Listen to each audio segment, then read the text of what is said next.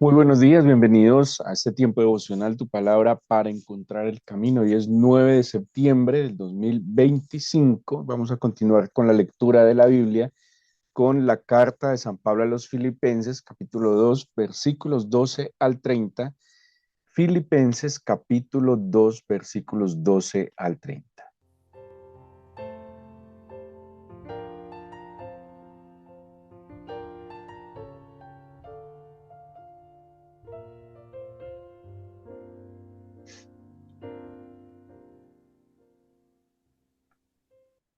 Bueno, quiero hoy, por las cuestiones de logísticas y agenda, explicarles brevemente, pues el tiempo de esta meditación no es muy extenso, pero quiero explicarles brevemente el lugar sobre el cual este mes estamos basando no solo nuestra lectura bíblica, sino también eh, pues nuestras diferentes enseñanzas en el culto, puntos de encuentro y demás escenarios. Hemos venido este año en la lectura bíblica haciendo un énfasis en lugares donde tienen que ver con la vida espiritual del Señor Jesús, con su recorrido en este mundo.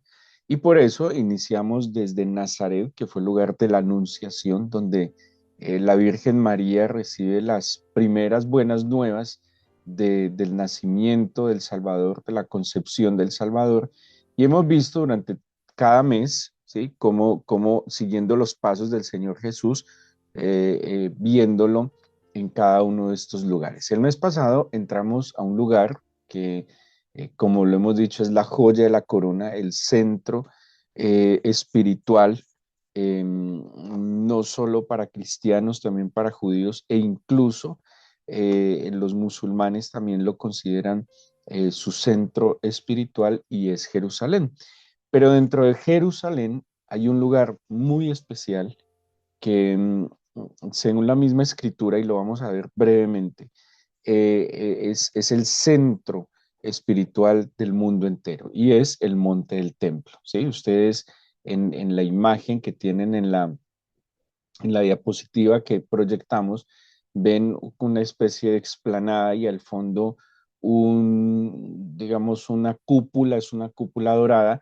Esa cúpula dorada se conoce como el Domo de la Roca, es una edificación posterior al templo y pues ahora está bajo el dominio de los musulmanes, pero pues tiene un recorrido histórico a través de la Biblia. El monte del templo. El monte del templo entonces es el lugar central de Jerusalén y Jerusalén, como les había indicado, es el lugar central de toda la Tierra Santa. ¿Qué pasa en Jerusalén? Bueno, lo vimos el mes pasado, el lugar que fue establecido como no solo la morada de los reyes de Judá, sino también como el lugar donde sería levantada la casa de Dios, donde sería levantado el templo. El Señor siempre, como dice el libro del Éxodo, quiso morar en medio de su pueblo y mandó a Moisés a que edificara primero el tabernáculo, que era un templo movible, que se edificó en el desierto, pero luego David tiene el anhelo, el sentir de edificar una casa definitiva para el Señor. Pero, ¿qué es este lugar, el monte del templo? Si tiene la Biblia y me puede acompañar a hacer un breve recorrido por la Biblia, la primera referencia que tenemos de este lugar conocido hoy como Monte del Templo, ¿sí? Em, También se le conoce como explanada del templo, el domo de la roca que ya están viendo ahí en la imagen. Todo este lugar, la primera referencia bíblica la tenemos en el capítulo 22 de Génesis, nada más y nada menos que en aquel relato que es un poco dramático del sacrificio que Abraham iba a hacer de su hijo Isaac. El Señor le pide a Isaac que sacrifique a su hijo, que entregue a su único hijo. Abraham emprende un camino de 3 días, llega a este lugar llamado Monte Moriah, y en el Monte Moriah, pues levanta un altar al Señor y allí va a sacrificar a Isaac. Es muy particular, o sea, originalmente el monte del templo, entonces, para que lo tengan referenciado, es Monte Moriah, ¿sí? El que está mencionado en Génesis 22. Pero hay un juego de palabras muy interesante en el nombre Moria, porque Moria quiere decir algo así como lugar de la visión, ¿sí? Algo así como lugar donde será visto. Y tradicionalmente se ha traducido la expresión jiré, que es como así va a mencionar o va a referirse a Abraham al Señor como el Señor jiré, se ha traducido como el Señor proveerá. Pero aquí hay un juego de palabras que no es proveerá. El lugar, el monte Moriah y la acción del Señor Jireh tiene que ver con verlo, con la visión, con la revelación, ¿sí? Entonces, ese Jireh, más que Dios proveerá, es más bien algo así como ver a Dios, que es muy diferente. Ahora, ver a Dios, ¿sí? Presenciar al Señor es algo, tiene que ser algo y es algo extraordinario para el creyente poder evidenciar al Señor. Es nuestro más grande anhelo, verlo, verlo en la creación, verlo en sus obras, entender, tener claridad de la manifestación del Señor. Entonces, el monte Moría su significado tiene que ver entonces con un lugar de la visión, lugar de la revelación, y como dijo Abraham cuando pues fue a sacrificar a Isaac y el Señor lo detiene y le da el becerro en ese contexto, por eso seguramente se ha traducido como Dios proveerá, pero más bien lo que ocurrió con Abraham y Isaac fue que ellos vieron al Señor, ¿sí? Vieron al Señor en este lugar. Así que el monte Moriah se va a convertir de ahí en adelante en un lugar de revelación, en un lugar donde el Señor se va a manifestar. Y no hay otro lugar en el mundo entero más importante que esté detallado en la escritura como el lugar donde el Señor se manifestaría. Más adelante, esto ocurre más o menos en el año 1000, alrededor del siglo XVIII antes de Cristo, y más adelante en el siglo X aparece un personaje, David, cuyo corazón va a ser un corazón rendido ante el Señor. David va a ser un adorador que va a amar profundamente al Señor. Y en el segundo libro de Samuel, en el capítulo 24, luego de que David comete una falta de censar al pueblo, y el pecado de censar al pueblo, pues radicaba en que solo el Señor, como soberano del pueblo de Israel, tenía por qué saber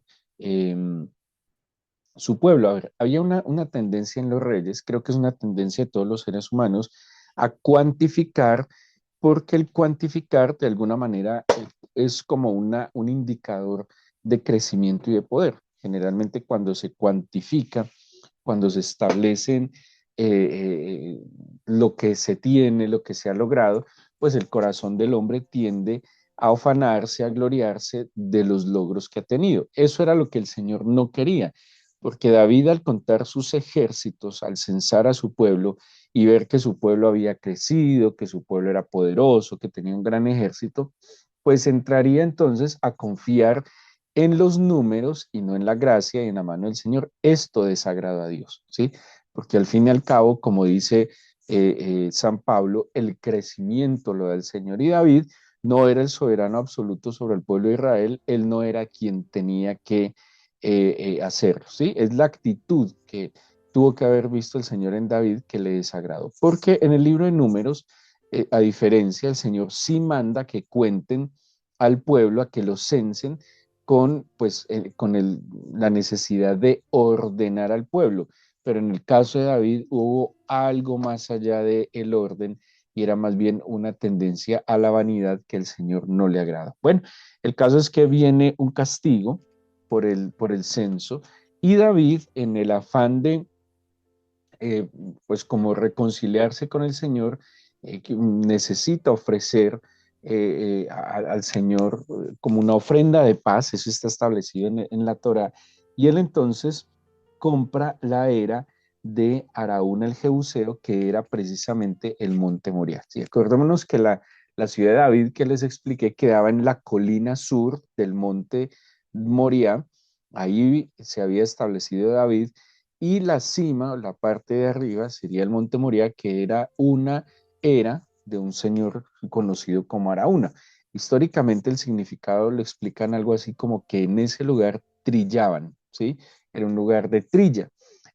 Así que David compra la era, compra para los sacrificios y este lugar se convierte entonces en un lugar eh, símbolo de arrepentimiento y de la misericordia del Señor. Cuando David ofrece al Señor sus sacrificios en el monte Moriah, pues el Señor lo acepta, percibe olor fragante y detiene la mortandad como consecuencia del pecado de David. Más adelante, unos 40 años, 50 años después más o menos, su hijo Salomón construye y dedica el templo. Esto lo encontramos en el primer libro de Reyes, entre el capítulo 5 y 8. Allí entonces Salomón consagra y dedica el templo, ¿sí? Entonces el monte Moriah va como, sigue siendo el lugar donde Dios será visto, sigue siendo el lugar de revelación, de visión, pero pues ya se va a convertir en el centro de culto para el pueblo de Israel, ¿sí? La construcción del templo de Salomón es una edificación majestuosa. En estos días estuvimos viendo algunas imágenes reconstruidas basados pues en los relatos bíblicos e históricos. Es un lugar que va a ser central para el pueblo de Israel. Era el símbolo de unidad nacional, pero sobre todas las cosas era la evidencia de la misericordia del Señor.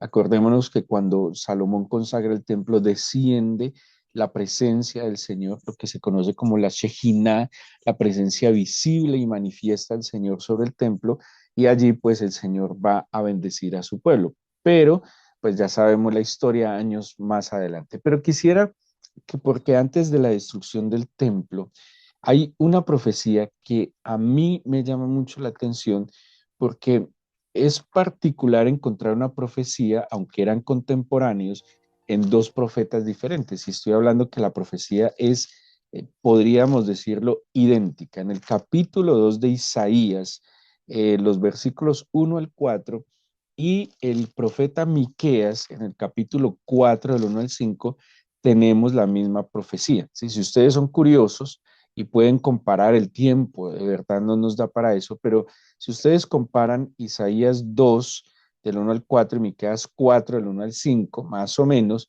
van a encontrar una idéntica profecía. Es muy particular, de nuevo, aunque Isaías y Miqueas son contemporáneos, pues que haya una profecía, un mensaje, un oráculo divino en dos profetas. Y miren lo que dice esta profecía acerca de este lugar. Lo que vio Isaías, hijo de Amós, acerca de Judá y de Jerusalén. Pónganle mucho cuidado. Estoy en el de Isaías. Acontecerá en lo postrero de los tiempos que será confirmado el monte de la casa del Señor como cabeza de los montes. ¿Cuál es el monte de la casa del Señor?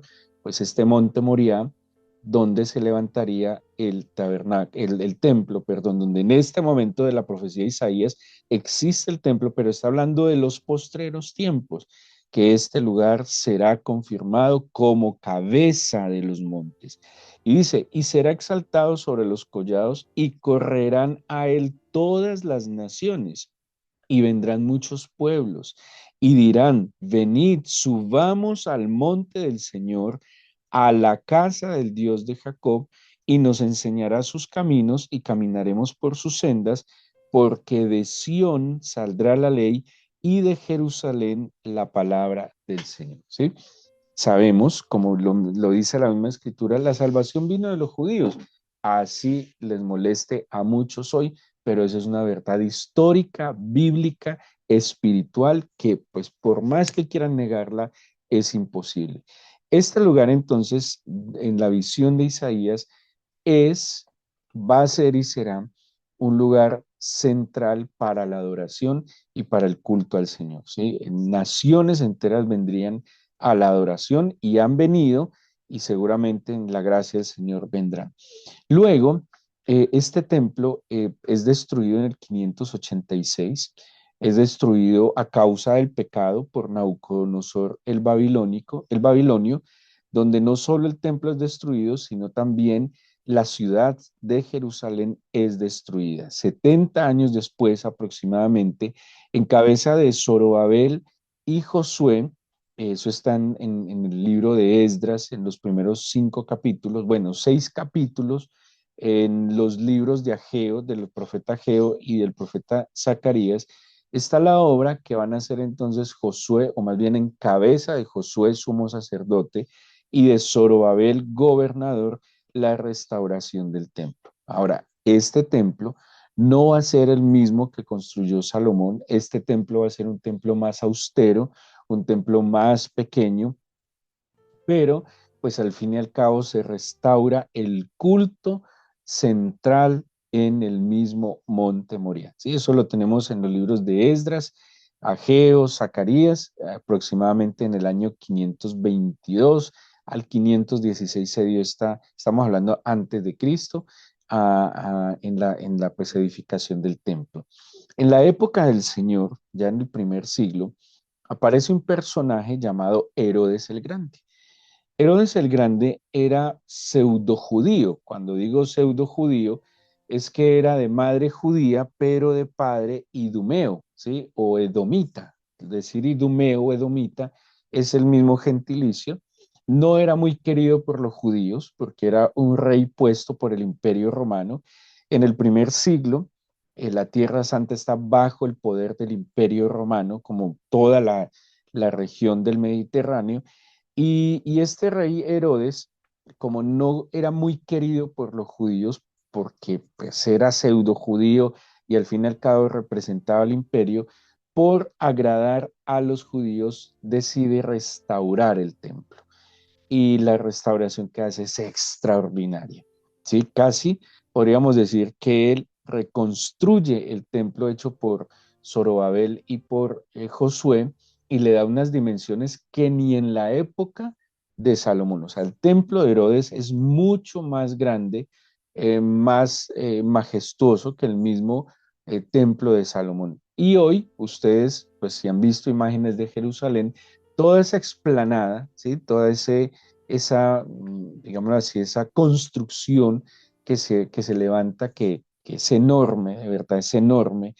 Bueno, olvido en este momento cuántas hectáreas tiene, pero es un lugar enorme, pues va a ser la base del templo de Herodes el Grande, que va a estar en el primer siglo, que es el templo que tiene que ver con el Señor Jesucristo, ¿sí? Este templo, infortunadamente, en el año 70 es destruido porque los judíos se rebelan contra los romanos. Hay una rebelión en el año 70 y pues es destruido. Igual pues los judíos, gran parte de ellos van a ser dispersados. En esta dispersión del año 70 también van a ser dispersados los cristianos. Por eso el Evangelio, a ver, los cristianos tuvieron dos dispersiones, ¿sí? La primera es que los judíos los persiguen y tienen que huir de Jerusalén. Pero la segunda y definitiva es que los romanos persiguen a los judíos y como los judíos, los cristianos, perdón, los primeros cristianos son judíos convertidos, pues aquí viene la segunda dispersión y ellos salen por las naciones llevando el evangelio. En el año 135 hay una rebelión, una nueva rebelión en contra de los romanos. Esa rebelión la encabezó un hombre llamado Bar Kokhba, que quiere decir algo así, hijo de las estrellas o algo así. Y este Bar Kokhba incluso es declarado por el rabino Akiva. Hay algo muy particular en la historia de Israel, bíblica, antigua y posterior incluso, que siempre había, digamos, un dirigente religioso al lado de un dirigente político, ¿sí? Entonces David en su momento tenía a su lado el profeta, había un sumo sacerdote, Salomón, sí, como que, por ejemplo, Josué era el sacerdote, Zorobabel el gobernador, era como la necesidad de que el líder político tenía un asesor espiritual, digámoslo así. Por allá por el año 135 ya de nuestra era después de Cristo, aparece entonces el rabino Akiva y Bar Kokhba, que es un líder, algunos se decía que era incluso de la tribu de Judá, fue proclamado como Mesías. ¿Sí? Esto es muy tenaz porque este Bar Kokhba, los judíos lo vieron como Mesías. ¿Por qué? Porque siendo pequeños, siendo débiles en comparación al gran imperio romano, lograron repeler el asedio de Roma por allá por el año 135 durante 3 años. Entonces, ¿qué dijeron los judíos? Este es el Mesías, porque este nos defiende del imperio opresor, este nos libera y bueno, y es descendiente de David, así que este es el Mesías. Y pues en cabeza del rabino Akiva, este Bar Kokhba es denominado para los judíos como Mesías. Pero tristemente, después de 3 años de haber liberado a Jerusalén, el emperador Adriano con más fuerza, ¿sí? Pues era el imperio romano, con mucha más fuerza, vuelve y se arma contra Jerusalén y esta vez va a ser una destrucción enorme del templo, ¿sí? Cuando Nabucodonosor, cuando los romanos, cuando Nabucodonosor en el 586 antes de Cristo y cuando los romanos en el 70 después de Cristo destruyen el templo, pues quedan ruinas, ¿sí? Pero Adriano hace tal destrucción que de verdad elimina cualquier vestigio que hubiera quedado del templo, ¿sí? Digámoslo así, lo rae completamente lo que había el templo e hizo dos cosas muy fuertes. Destruye el templo y la otra manera él quería como borrar de la historia lo que para los judíos había sido su símbolo de unidad, su símbolo de fortaleza y de bendición, que era el templo y la ciudad santa. Entonces pónganle mucho cuidado a lo que va a hacer el emperador Adriano. Destruye el templo y coloca allí un altar a Júpiter, ¿sí? A Jerusalén le va a cambiar el nombre, porque todo lo que tiene identidad tiene un nombre, ¿sí? Entonces, por eso cuando el Señor está dándole orden a las cosas, cuando crea y da orden a las cosas, separa y le da un nombre. Todo lo que tiene identidad tiene un nombre. Por eso, una manera de quebrar la identidad de algo es cambiándole el nombre, ¿sí? Eso es un fenómeno sociológico, hasta político, de cambiar los nombres para cambiar la identidad o quebrar la identidad lo que hizo Nabucodonosor con Daniel y sus compañeros. Daniel y sus compañeros tenían unos nombres judíos que tenían un significado, una identidad, y Nabucodonosor les cambia los nombres para quebrarles la identidad, ¿sí? Ojo, otra cosa que quiebra la identidad es el lenguaje, cambio del lenguaje y el cambio de los nombres. Eso hizo Nabucodonosor con Daniel y sus amigos. Les cambia el lenguaje, les enseña la lengua caldea y les cambia los nombres. Eso va a hacer Adriano con la Tierra Santa. Entonces, a Jerusalén le quita el nombre Jerusalén y le coloca el nombre de Aelia Capitolina, ¿sí? Ahora imagínense, perdón, ya no existe Jerusalén. Jerusalén es fundamento de paz, la ciudad de la paz, el vínculo unificador de siglos del pueblo de Israel.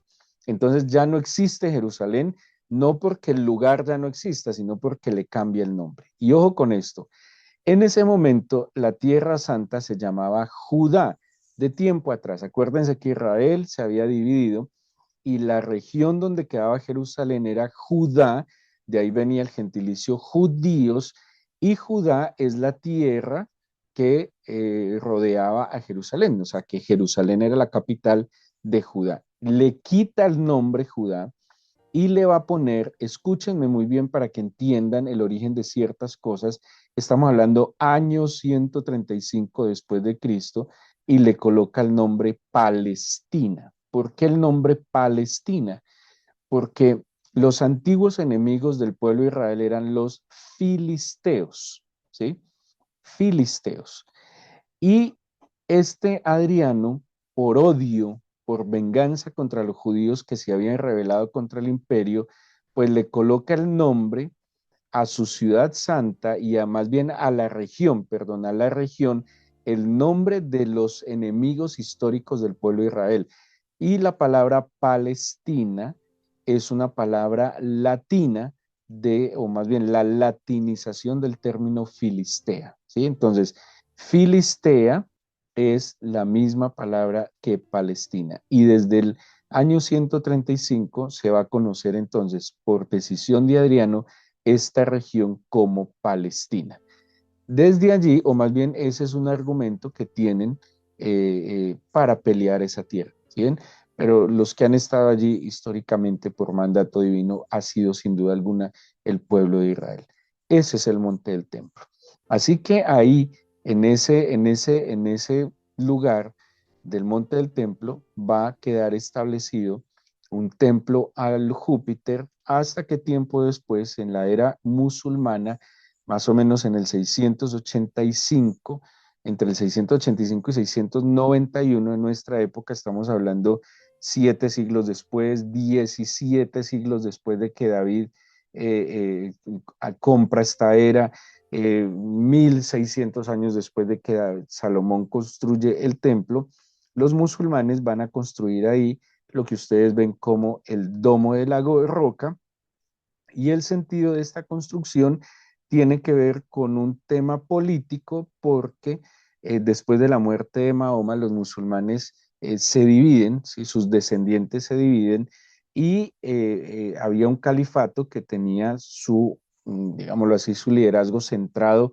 en la Meca, y el otro califato, para no, digamos, para no perder autoridad, pues establece a Jerusalén como ciudad santa también, cambiándole el nombre eh, y estableciendo desde allí un lugar santo, ¿sí? Pero pues originalmente no era un lugar santo. Hay un mito que Mahoma en una visión subió a los cielos desde el domo de la roca. Esa es la historia de el monte del templo. ¿Y por qué es muy importante?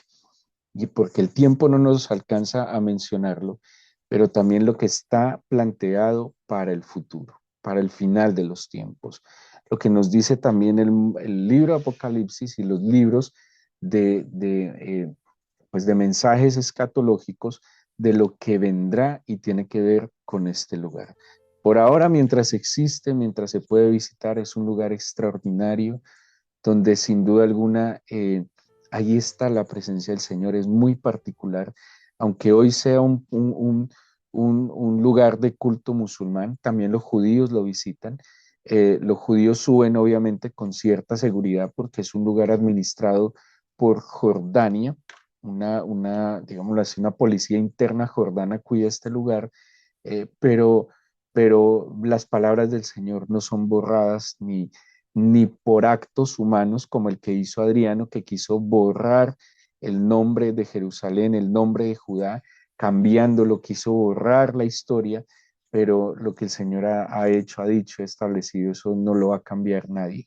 Es un lugar muy especial y es un lugar que no en vano es centro de noticias durante la historia, porque es un lugar que el Señor quiso mirar y que de alguna manera nos va midiendo los tiempos que el Señor anunció que vendrían sus manifestaciones. Es un lugar que de verdad la historia de la fe se centra, y también pues por algo las tres religiones monoteístas más importantes lo tienen como lugar de culto de adoración. El monte del templo, los tres, las tres religiones digámoslo en el buen sentido de la palabra, lo veneran como un lugar santo. Démosle gracias al Señor y que pues esto que a veces pasamos por alto, Señor, la verdad que la Biblia es historia y hay que entender la Biblia en su momento, en su contexto, y hay que mirar atrás.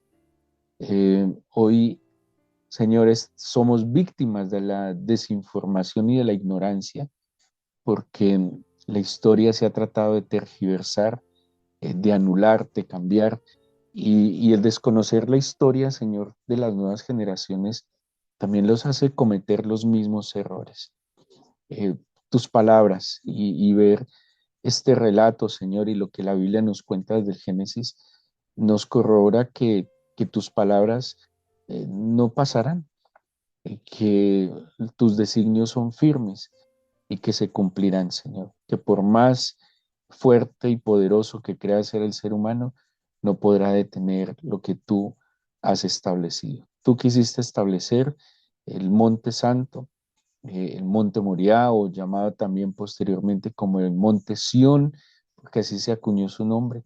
Lo quisiste establecer como cabeza de los montes, porque allí decidiste de una manera particular eh, poner tu presencia. Sé que estás porque eres omnipresente, pero hay lugares sobre los cuales tú te manifiestas y este ha sido así. Hoy te oro, Señor, por la paz de Jerusalén, así lo dice tu palabra, y te oro por la restauración, no de ese templo físico, simplemente que tendrá que ser restaurado, así lo anuncia Apocalipsis. Ese templo tendrá que ser restaurado, esa ciudad será renovada, Señor, donde tú establecerás tu reino y tu justicia aquí en la tierra. Así está anunciado. Pero más que la edificación de ese templo, te oro por la reedificación de cada uno de nosotros, de los creyentes, de tu pueblo Israel, Señor, como templos vivos.